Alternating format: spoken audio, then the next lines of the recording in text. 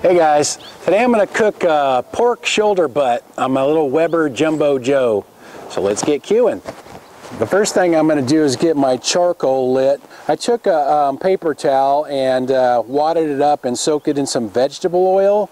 And this little charcoal basket's from S&S Grills. I put 55 briquettes in here. And I'm just going to light this one end because I want the charcoal to just kind of burn across. I don't need it all to burn at once because I want that pork shoulder to cook, you know, fairly low and slow. So not sure quite how this will work. I'm not sure if I've done a pork shoulder this way on this grill before or not, so we'll just kind of see how it goes.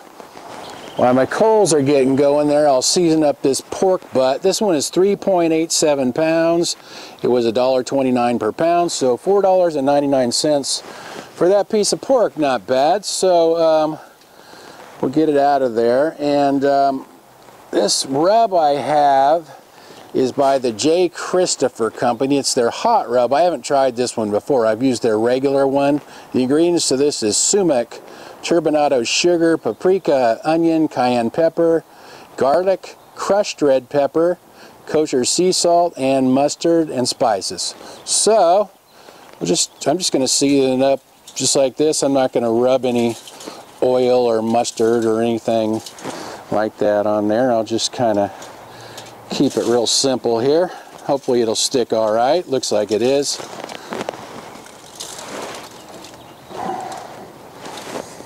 Alright, that looks pretty good.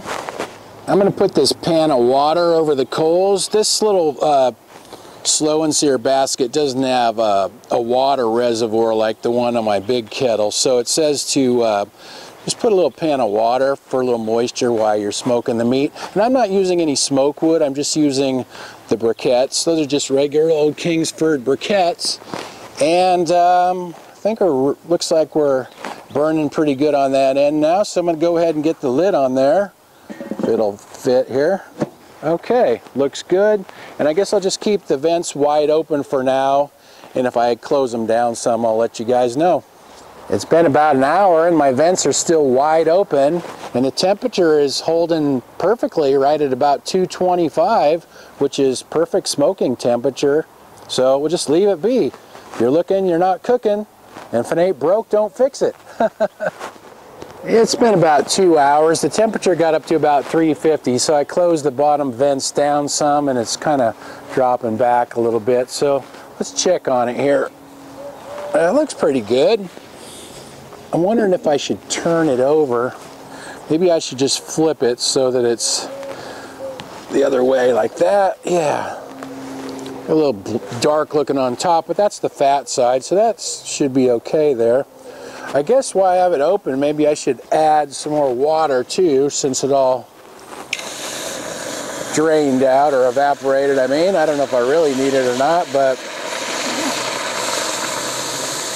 I'm not sure exactly what the water does. I think it helps you get better bark or something. I'm not really a barbecue expert, so I'm not really sure about that. Okay, I'm going to go ahead and get the lid back on there for a little while longer, and then maybe after a while I'll wrap it in some foils to help it get tender.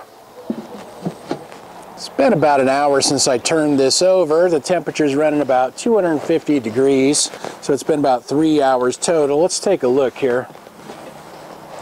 Well, that's looking pretty good. Let's see what the internal temperature is here. My quick read thermometer.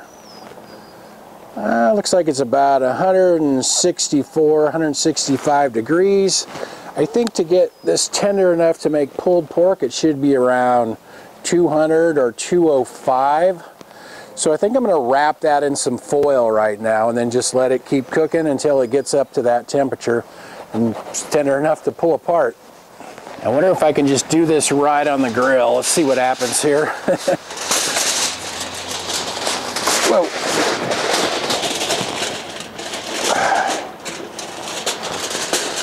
There we go.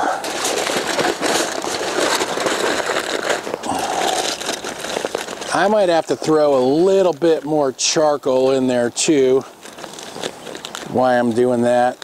So let me throw a little more charcoal in there real quick. This doesn't have one of those hinge flip up grills, so I have to kind of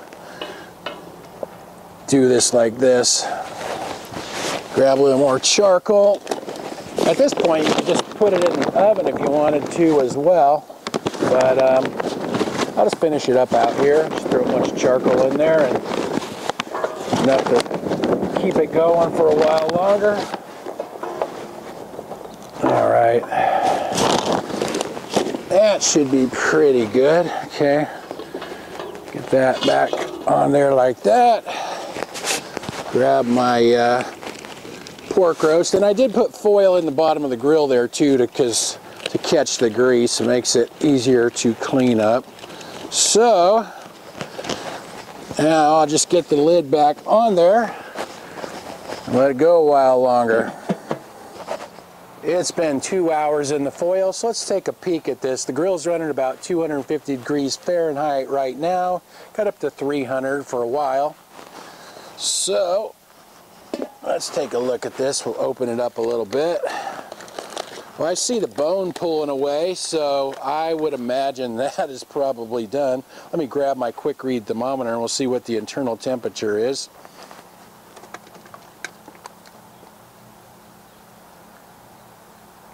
It's about 210, so yeah, that ought to be done. You know what I'm going to do? I'm going to wrap it back up and let it rest for a few minutes and get it off of here, and then we'll try it out.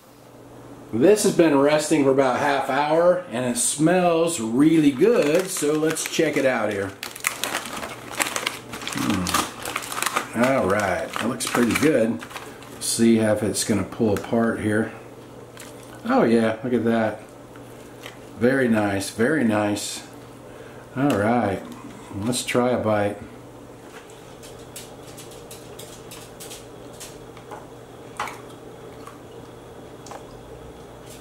It came out pretty good. Nice smoke flavor.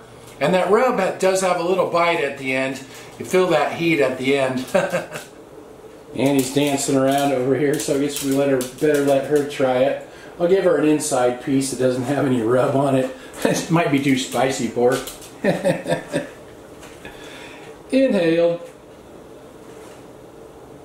It turned out pretty good. I don't do pulled pork very often, but I think I'm getting a little bit better at it each time I do it. So that was 3 hours out of the foil and then 2 hours in the foil, so 5 hours total. But you know, it's going to vary a little bit depending on how big your piece of meat is and your grill temperature and all that good stuff. Anyway, I'll write everything in the description like usual. Thanks for watching. See you guys next time.